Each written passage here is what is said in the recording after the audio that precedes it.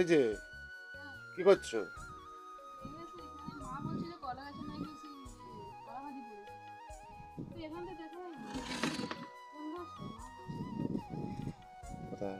মা বলে দেখবি কলা কাঁদি পড়েছে একটা, কোন গাছটা বুঝতে পারছি না। ওই একটা কাঁদি হয়ে আছে, কি করবো?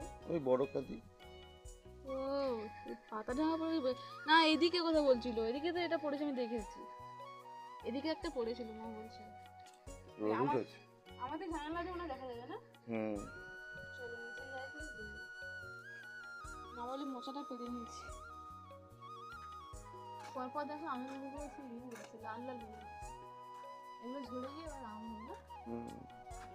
এই গাছটায় এত ফুল হয় কিন্তু আম হয় সব ঝরে যায়। কি বলে খুব একটা মিষ্টি না, তো একটু টক টক। কালবৈশাখী ঝড়ে। আমাদের এখান থেকে কালবৈশাখী ঝড় হলে ভিউটা হেভি লাগে না।